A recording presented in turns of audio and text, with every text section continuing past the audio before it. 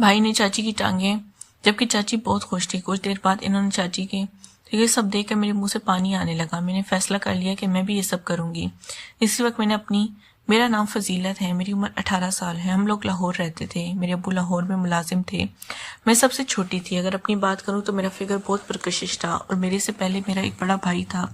मैं काफ़ी खूबसूरत थी और मेरा भाई भी बहुत प्यारा था। मैं अपनी शक्ल सूरत पर इस पर ही गई थी। मेरा हुस्न भी काफ़ी बाकमाल था। मैं बहुत जवान दिखती थी। ये जवानी मुझ पर अचानक ही आई थी। मैंने सोचा भी नहीं था कि मेरी ज़िंदगी में एक ऐसा पल भी आएगा। मेरा भाई 22 साल का था, जबकि वो काफ़ी लंबा था और अपनी उम्र से ज़्यादा जवान दिखता था। मुझे भी इसे देख के रश्क आता था कि मेरा भाई कितना प्यारा है। हम लोग लाहौर में बहुत अच्छी ज़िंदगी गुजार रहे थे। मेरे भाई की मेरे चाचू से बहुत दोस्ती थी। मेरे चाचू की भी शादी नहीं हुई थी। वो बहुत जवान थे, लेकिन वो मेरे भाई से कुछ साल बड़े थे और इन्हें एक लड़की काफ़ी पसंद थी। इसी वजह से वो मेरे भाई से इस लड़की के बारे में सारी बातें करते थे। मेरे भाई भी अपनी होने वाली चची के बारे में सब जानते थे और मेरे चाचू का हर काम में साथ देते थे।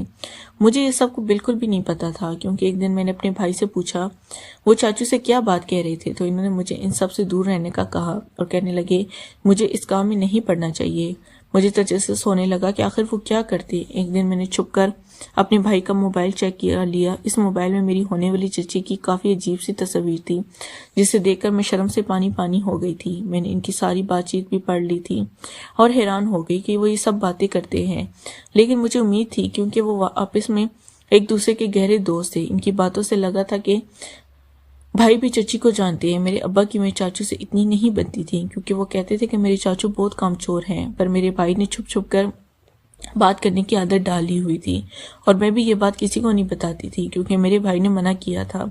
कुछ दिनों के बाद हमें खबर मिली हमें भी जाना है। मेरे भाई ने मुझे बताया कि इनका रिश्ता इसी लड़की से हुआ। मैं हैरान हो गई कि हमारी इतनी प्यारी चची होंगी और मैं भाई शादी पर जाने के लिए तैयार हो गए।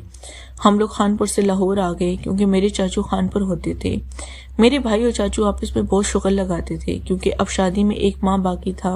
वो दोनों एक ही रूम में सोते थे, पर मैं अलग रूम में सोती थी और अपने चचा के साथ बहन के साथ ही रहती थी। कुछ ही दिन के बाद हम लोग अपनी चाची को अपने घर ले आए। वो चाचू की शादी हो गई। मेरी चाची बहुत ही नाज नखरे वाली थी।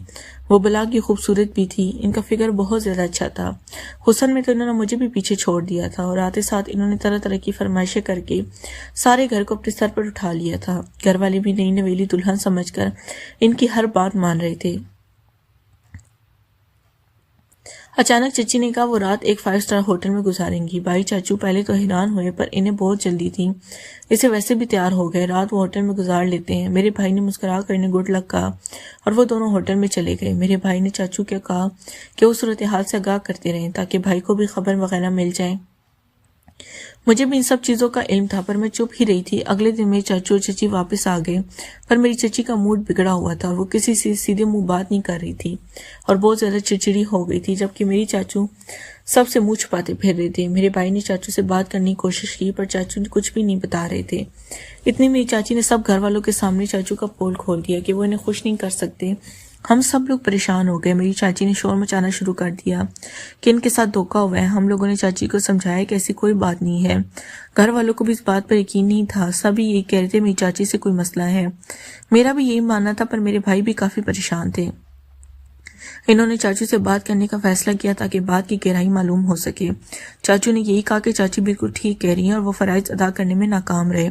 मुझे भी झटका लगा, पर चाची ने सारे घर में बात फैला दी और चाची का मुंह बंद करने के लिए कुछ ना कुछ करना था, वरना इन्होंने सारे खानदान वालों को बता देना था। इस तरह मेरे चाचू की बदनामी हो जानी थी। मेरे भाई ने मेरे चाचू की मदद करने का फैसला किया और मैं ये सब सुन रही थी। चाचू ने भाई को तफसीलन सारी बात समझा दी, कैसे वो रात को इनके रूम में चला जाए और इससे चाची का मुंह बंद हो जाएगा और घर वाले भी समझ जाएंगे कि असल मसला चाची के साथ है। भाई तैयार हो गया था। मुझे भी काफ़ी तजस्सुस हो रहा था कि ये सब कैसे होगा। मैं अपने चाचू के रूम में छुप गई। रूम में हर जानिब अंधेरा था। मैं बहुत पीछे छुप गई थी। मेरे भाई ने पूरी तरह तैयार हो गए थे। वो अब चाची के करीब जाने लगे थे। अंधेरे में चाची को मालूम ना हो सका कि इनके साथ कौन मौजूद है। इस वजह से वो कहने लगे अगर आज इनका हक अदा ना हुआ तो वो कल सुबह पूरे खानदान में ये बात फैला देंगी कि चाचू के साथ मसला है। मेरे भाई इस बात पर खामोश रहे और काम शुरू करने लगे। मैं इसके पीछे छुप कर ही सब देख रही थी। जैसे ही भाई और चाची वो सब करते देखा तो मेरे तो होश उड़ गए। मैंने कभी नहीं सोचा था कि मैं नज़ारा भी देख सकती हूँ, पर अब तो वो इसी नज़ारा मेरी आंखों के सामने था। मेरा दिल बेचैन होने लगा। इस वजह से अपने खुद के साथ वहाँ मेरी चाची भी आवाज़ें निकाल रही थी। मेरे भाई ने अच्छी तरह काम किया। चाची को काफ़ी जिस पर इनकी आवाज़ें ऊंची हो गई, यूं चाची सी सिसकियां पाए जाने लगी। घर वालों ने समझ लिया कि चाचू बिल्कुल ठीक है, इनके साथ कोई मसला नहीं है। कुछ देर बाद चाची सो चुकी थी और भाई फौरन वापस चले गए। इसके साथ मेरे चाचू अंदर आ गए तो मैं भी जल्दी से बाहर चली गई। किसी को कोई शक न हुआ, ये बात सिर्फ चाचू और भाई के दरमियान ही थी और मुझे भी अब ये बात पता लग चुकी थी कि मेरे जहन में सारी रात ये मंजर चलता रहा। मुझे नींद नहीं आ रही थी। मैंने अपने साथ काम किया पर मुझे अच्छा नहीं लगा। मेरा दिल किया कि भाई को सारी बात बता दूं कि मैंने इन्हें चची के साथ देख लिया है, लेकिन मेरे भाई अच्छे थे, मैं ये सब इनके साथ नहीं कर सकती थी। पर मेरी ख्वाहिश जागती रही। अगली सुबह मेरी चची काफ़ी खुश थी। इन्होंने सारे घर वालों से माफ़ी मांगी, चाचू को बहुत बुरा कहा। घर वालों ने इन्हें माफ़ कर दी और मेरे चाचू परेशान हो गए कि वो आगे आने वाली ज़िंदगी के साथ कैसे गुजारेंगे। कल की रात तो उनकी गुजर गई थी और भाई ने इनका साथ दिया था। मेरे भाई ने इन्हें एक प्लान बताया था कि फ़ौरन काम के सिलसिले में किसी दूसरे शहर चले जाएं और इस तरह चची को मालूम नहीं हो सकेगा। मेरे चाचू को ये प्लान बहुत पसंद आया पर इन्हें अजीब लग रहा था, लेकिन मेरे भाई ने इन्हें ज़बरदस्ती भेज दिया। मेरी चची सही हो गई थी। हम लोग लाहौर वापस आ गए थे। एक दिन भाई के साथ लड़ाई हो गई तो मैंने अपने भाई को कह दिया, मैं सब चची को बता दूंगी कि इसरार चाचू की जगह वो चची के साथ था। मेरा भाई परेशान हो गया, कहने लगा मैं ऐसा कुछ नहीं करूंगी, इस साल जो चाचू ज़माने में बदनाम हो जाएंगे। फिर मैंने अपने भाई के सामने शर्त रख दी। भाई शर्त सुनकर परेशान हो गए। इन्हें सब मानना पड़ा क्योंकि मैं चची को बताने वाली थी। मैंने रात को उनको कह दिया कि वो मेरे रूम में आ जाए और मेरे साथ सब करें जो उन्होंने चची के साथ किया। कुछ ही देर के बाद वो तैयार हो गए थे। मैं बहुत खुश हो गई थी। मेरे भाई ने कह दिया कि अगर मैंने अब किसी को भी ये राज बताया तो मेरा बुरा हाल कर देंगे।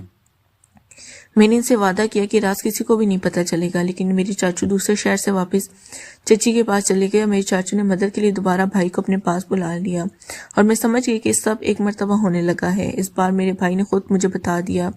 मैं काफ़ी जलने लगी थी कि सब कब तक चलता रहेगा। कुछ ही दिनों के बाद सब घर वालों को मालूम हो गया कि मेरी चची उम्मीद से। मैं जानती थी इसके पीछे मेरे भाई का हाथ है। नेक्स्ट पार्ट के लिए चैनल को लाजमी सब्सक्राइब करें। शुक्रिया।